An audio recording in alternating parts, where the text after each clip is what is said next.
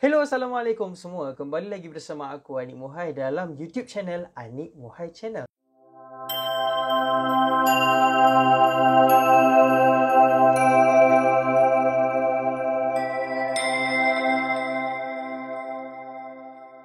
So, hari ni kita nak jawapan kepada soalan-soalan yang korang tanya aku dekat post yang ni. Ramai sangat tanyalah. Aku pun tak tahu nak jawab mana satu. Dan sebelum tu, kalau korang belum subscribe channel YouTube aku dan turn on notification untuk dapatkan informasi dan video-video terkini yang aku buat. Okay? So, tanpa melengahkan masa, jom kita jawab soalan yang pertama. Okey, soalan dia, Anik belajar mana dan ambil jurusan apa? Sejujurnya kalau aku cerita, video ni akan jadi terlalu panjang lah. Jadi aku pendekkan cerita untuk latar belakang pendidikan menengah aku. Aku bermula di Sekolah Agama Menengah Tinggi Tengku Ampuan Jemaah di Seksyen 11 Shah Alam selama 7 bulan. Kemudian aku berpindah ke sekolah harian biasa atas sebab-sebab yang kelakar, dan bagi aku waktu tu kalau aku fikir memang masalah-masalah remaja yang agak normal lah. Tapi bila aku fikir sekarang apa yang aku buat tu, Allahu Akbar, aku macam apa hal aku buat kan. Nak tahu apa benda, nanti kita kongsikan. Seterusnya aku ambil PMR di sekolah aliran biasa di SMK Seksyen 242. Dapat je result, aku terus berpindah ke Sekolah Menengah Kebangsaan Seksyen 18 Shah Alam selama tak silap aku 2 minggu je. Dan ada juga kejadian kelakar dekat situ. Kemudian aku dapat tawaran ke sekolah berasrama penuh di Smart Bentong Pahang. Selama 2 tahun aku belajar dekat situ dan aku ambil SPM pun dekat sana. Dan Alhamdulillah, berkat doa dan kesungguhan diri aku dan juga keluarga aku sendiri, aku dapat menempatkan diri aku di Darul Quran Jakim di Kuala Kubu Baru, Selangor lah. Dan setakat ini aku dalam minat aku lebih kepada pengajian bahasa, dan juga kemungkinan kos yang aku ambil lah mungkinlah sama ada pengajian bahasa ataupun Quran Sunnah untuk further study lagi. Alright, so seterusnya, birthday bila? Birthday aku seperti yang sedia maklum lah, ada yang tahu dan ada yang baru follow. Dia tak tahu aku macam mana, siapa aku kan. Jadi birthday aku pada 31 Januari tahun 1997. Aku adalah baby 97 lah. Tak ada baby pun, dah besar lah. So tahun 97 aku lahir, 31 Januari. So bolehlah lock dekat kalender, nanti wish aku Oh my god! Wow! Alright, so apa maksud di sebalik nama Anik Muhaimin? Aku dulu waktu kecil, aku tak tahu pun Anik Muhaimin ni maksud dia apa kan. Kita pun nak kata tak ambil pot lah dengan benda-benda macam ni. Tapi bila aku dah naik remaja, kemudian kawan-kawan aku keep asking, kenapa aku ada nama Anik Muhaimin? Apa maksud di sebalik Anik Muhaimin? Kenapa tak ada Muhammad kan? Jadi aku explore time tu form 1 kot. Form 1, form 2 aku try explore. Rupa-rupanya maksud Anik ni adalah korang jangan gelak adalah kacak. Kacak lagi menawan hati. Aku pun tengok kat kesemen kan. Nak kata tak kacak, mana boleh. Laqad khalaqnal insana fi ahsani taqwim. So kacak lah kan, kacak. Nampak tak? Okay. Jadi itulah maksud nama Anik. Dan Muhaimin ni yang aku baca yang memelihara dan juga mengawal. Itulah maksud nama Anik Muhaimin. Dan Anik Muhaimin nama aku. Aku tak ada Muhammad. Dan ejaan aku dalam Jawi, alif nun ya qaf mim ha ya mim nun. Okay? Macam mana boleh join tarbiyah sentap? Oi, panjang cerita dia. Serius panjang. Tapi apa yang aku boleh simpulkan dekat sini, aku jumpa Ustaz Adnin dan aku kenal tarbiyah sentap sebenarnya oleh The Faith jugalah. Daripada The Faith juga. So Fahimi Rahmat kalau korang kenal, dia memperkenalkan aku dekat Ustaz Adnin. Aku tak kenal pun Ustaz Adnin ni siapa, dan aku tak tahu pun tarbiyah sentap tu wujud. Waktu tu 2015 tak silap aku. Habis je aku SPM tu, aku lepak-lepak lah dengan The Faith. Kita orang buatlah show dekat UIA dan jumpalah Ustaz Anin. Dan waktu tu lah Ustaz Anin convince untuk lepak dekat office, borak bincang benda ni, open table. Dan lahirlah lagu luahanku dekat situ. Dan lahirlah 13 lagu kami dekat sana. Macam tu lah cerita dia yang dipendekkan. Nak tahu cerita lagi panjang, nanti aku buat video, nanti kita cerita kan. Garing. Hobi yang Anik selalu buat masa lapang. Bagi aku waktu PKP ni lah aku cerita. Waktu PKP ni mungkin macam biasa, kemas rumah, sidai kain. Maksudnya buat kerja-kerja rumah lah sebab kita duduk rumah dan kita anak bongsu. Kemudian aku main game. Kemudian aku video call dengan kawan. Aku buat konten YouTube dengan IG. Dan itu sahaja. Satu lagi, aku dalam usaha untuk buat next buku mengenai Quran. So korang doakan, insyaAllah siapa yang baca tu akan lebih bersemangat insyaAllah untuk baca Quran dan nak tahu apa sebenarnya suka dan duka dalam fasa menghafal Quran ni. So nantikan. Tak lama lagi, jangan risau. Anik seorang happy go lucky ke? Aku seorang happy go lucky ke? Honestly, aku ni jenis suka menghiburkan orang. Kalau orang yang aku sayang, tak kisahlah kawan ke, parent ke, family ke, best friend ke, sahabat aku semua, kalau aku sayang, aku akan memang full throttle lah. Aku bagi 110% apa yang dia nak ataupun apa yang kami nak untuk menjaga hubungan kami. Faham tak benda tu? So, aku jenis suka buat orang happy. Tapi nak kata bukan bad side aku lah. Cuma aku ni nak kata bila Anik seorang happy go lucky punya statement ni, honestly aku banyak memendam. Aku banyak memendam perasaan sebab aku ni jenis yang susah nak marah. Aku susah nak marah. Dan aku ni jenis suka pendam. Kalau macam benda buruk datang dekat aku, apa yang aku first thing aku buat, aku akan senyap dulu. Sebab aku tak suka react terus. Bila aku react terus, benda tu akan buatkan kau marah orang sekeliling kau. Jadi aku akan pendam. Dan pernah juga sekali tu meletup. Tapi bagi aku, ramai lagi tak pernah tengok aku marah. Dan orang yang suka pendam ni, sebenarnya dia memiliki hati yang sangat baik. Aku tak puji diri aku. Aku nak cakap pada korang dekat luar sana yang suka memendam, that's not your fault. Korang punya pendam ni adalah satu kelebihan yang mana bila korang pendam, korang tak menyakitkan hati orang sekeliling korang. That's a good point. Dan tolong jaga hati baik-baik. Dan bila kita pendam, kita perlu ada satu semangat untuk kita counter balik. Contohnya kita luahkan pada kawan kita yang kita percaya, sahabat kita percaya, orang yang kita percaya. Ataupun mungkin kita hilangkan stres. Maksudnya bila kita pendam, kita stres tau. Bila kita stres, kita kena release tension. Tak kisahlah korang nak main game ke, korang nak jalan ke, nak pergi hotel, nak lepak 2 malam ke, ataupun nak main badminton kan. Benda tu sangat mujarab bagi orang yang suka memendam. Kalau orang itu pendam, kemudian dia tak riadah ataupun dia tak buat benda yang dia suka, takut-takut nanti dia akan meletup dan akan merosakkan hubungan yang ada bersama-sama dengan dia. Top 3 ustaz kegemaran Anik. Dekat kepala aku ada satu. Aku suka Ustaz Hanan Ataki. Seronok sangat cara Ustaz Hanan Ataki ni, dia lembut dan cara dia tu, ayat dia aku suka lah. Dan cara dia dekat dengan orang tu dengan cara dia. Sebab bila orang macam aku tengok, dia jadi macam, best dengan dia ni. Itulah Ustaz Hanan Ataki. Nombor 2, aku sangat suka cara dan penyampaian ayat-ayat daripada Ustazah Fatimah Syarhah. Seronok dengar. Bila kita dengar seronok ni, maksudnya benda tu akan kita senang dapat tau segala input yang dia buat. Segala input yang dia cakap tu kita akan senang masuk. Dan antara benda yang aku suka bila aku dengar penceramah-penceramah ni adalah ayat dia. So bila ayat dia dapat menusuk hati aku dan membuatkan aku rasa macam tersentap, dia lah favourite aku.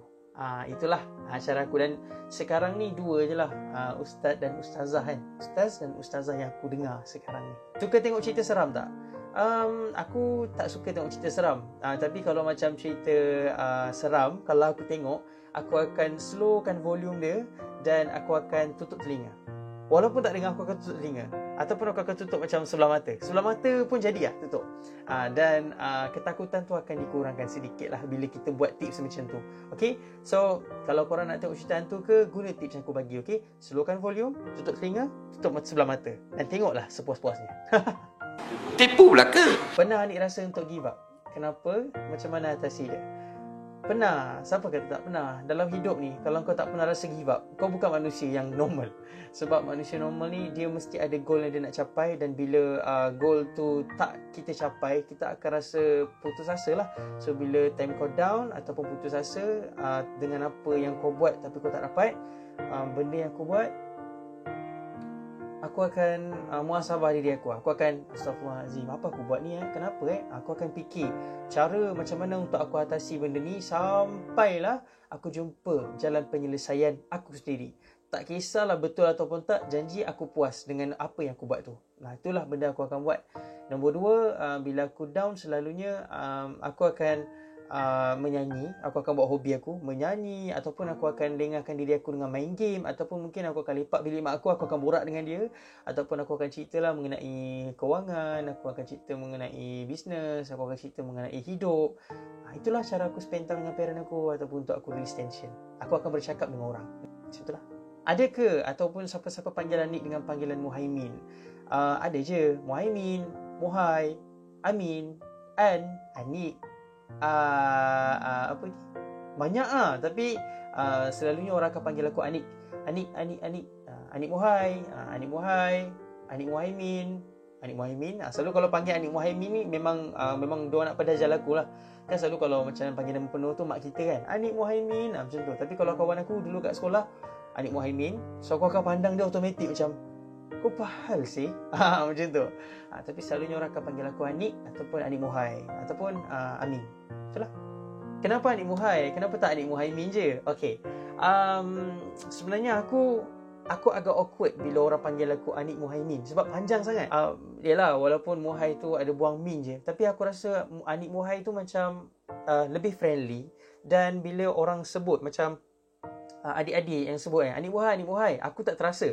Tapi kalau budak kecil sebut Anik Muhaimin, aku akan rasa macam, wish kau, mak aku je yang panggil benda tu tau. Dia macam, bukan kurang ajar, dia macam awkward lah. Macam, kau boleh panggil tapi jangan panggil lah nama penuh, panggil Anik Muhai, ataupun Anik pun boleh, macam tu. Dan aku selesa orang panggil aku Anik Muhai. Apa momen yang Anik tak boleh lupakan dengan The Faith? Sebab banyak. Antara momen yang aku tak boleh lupa, waktu tu kita orang puasa tak silap aku, kita orang record di office tabir sentak yang baru di U12. Kita orang, bayangkan kita orang pukul 3.30 pagi, habis je record, 3.30 pagi kita orang lapar, kita orang jalan kaki daripada U12. Tak silap aku 2 km kot kita jalan, 2 km ke 3 km. Kita orang jalan, kau tahu tak? Kita orang jalan. Kita orang siap buat live lagi. Kita orang jalan daripada U12 dah gelap, lalu perumahan semua, lalu terowong, sampailah Tasik section 7 tu. Berhentilah dekat tepi bus stop, kemudian call member kita orang bawa kita orang pergi ke McD. Sebab kita orang tak tahu betapa jauhnya daripada U12 tu ke McD section 7 tu yang dekat Jekyll tu. Kita orang jalan kaki. Itulah pengalaman dan momen yang tak boleh kita lupakan lah sampai sekarang. Negara apa yang nak sangat Anik pergi dalam dunia ni dan kenapa? Honestly, aku nak pergi tempat yang sejuk. Orang kata yang ada salji, yang kalau tak ada salji pun tempat yang selain daripada hutan lah. Selain daripada hutan, aku suka pantai. Walaupun pantai dia kata panas, tapi aku lebih suka dan selesa tempat yang luas berbanding hutan. Sebab hutan ni, aku duduk kat hutan kan. Itulah, aku lebih, kalau nak kata bandingkan hutan dengan laut, aku akan lebih suka laut berbanding hutan. Walaupun aku dah tak nak banding laut, sebab ada peristiwa yang paling aku takut dekat sana. Macam itulah dia. Assalamualaikum. Apa nama penuh Anik dan single pertama Anik? Okey. Nama penuh, Waalaikumsalam. Nama penuh Anik, Anik Muhaimin bin Ismail. Anik tak ada Muhammad tau. Muhammad Anik Muhaimin. No. Anik Muhaimin bin Ismail. Itu je. Okey. Dan single pertama ni hingga saat akhir di YouTube channel Tabir Sentap.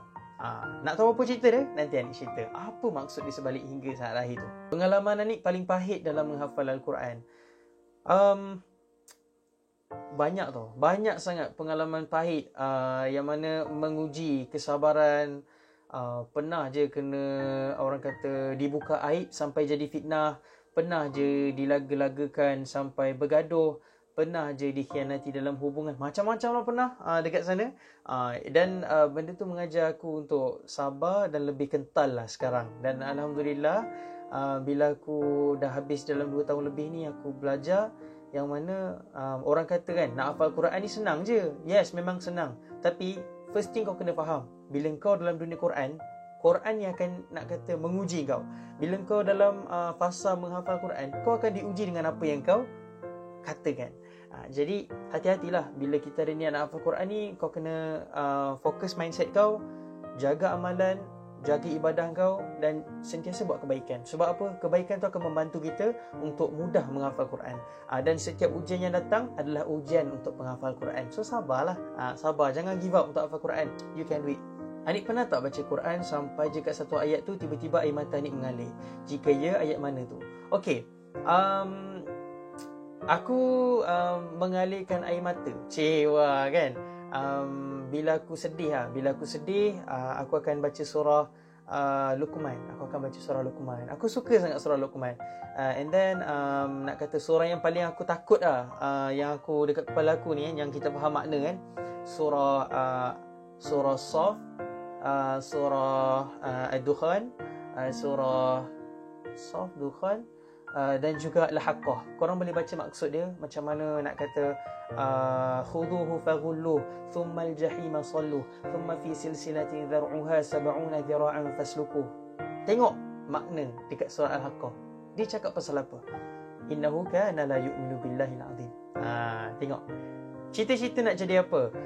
Waktu kecil macam biasalah, mak kata kan, jadi doktor. Kita pun niat nak jadi doktor lah. Nak jadi doktor, nak jadi pilot, nak jadi engineer. Tapi last aku jadi apa? Sekarang ni aku jadi apa? Alhamdulillah, Allah bagi aku peluang untuk aku jadi seorang penulis. Allah bagi peluang untuk aku jadi seorang penyanyi. Dan nak kata Alhamdulillah lah, Allah bagi aku peluang untuk aku hafal Quran 30 juzuk. Alhamdulillah, thank you so much. Sebab itulah, jangan kita menyesal dengan apa yang kita buat daripada kecil sampai besar. Sebab apa? Percaya cakap aku, Tuhan adalah sebaik-baik perancang. Kalau kita jenis yang macam, daripada kecil aku nak jadi ni, tapi bila besar kau tak jadi benda tu, kau jangan risau. Sebab apa? Allah tahu yang terbaik untuk kau. Okay? So sabar banyak-banyak. Pengalaman seram dalam kehidupan ni, banyak je pengalaman seram yang aku pernah lalui. Antaranya aku umur 5 tahun macam tu, ke 6 tahun macam tu, aku dah diasingkan tempat tidur tau daripada mak ayah. Aku tak tahu sebab apa, mungkin sebabkan nak belajar berdikari. Aku selalu tidur ruang tamu seorang. Dan bila aku tidur ruang tamu seorang, aku dengar ada satu macam berguling lah, macam benda yang berguling daripada bumbung hujung rumah jiran aku ni. Sebab aku duduk rumah teres. So hujung rumah jiran aku pusing ke atas aku punya bumbung ni sampai ke sana. Lebih kurang dalam 3-4 kali ke aku pusing. Macam tu. Macam bunyi mesin basuh yang rosak, kau tahu. Tapi bila aku tahu sebenarnya dalam kawasan rumah aku ni ada orang membela. So aku tak tahu siapa. Wallahualam. Okay guys, itu saja video Q&A untuk kali ini. Dan insyaAllah moga-moga akan ada Q&A akan datang lah.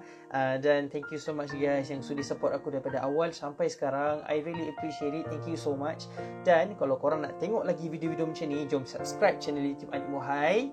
Dan jangan lupa turn on notification untuk dapatkan info terkini mengenai video-video yang aku buat. So itu saja daripada aku. Dan jangan lupa untuk saksikan next video daripada Anik Muhai di YouTube channel Anik Muhai Channel. Bye-bye.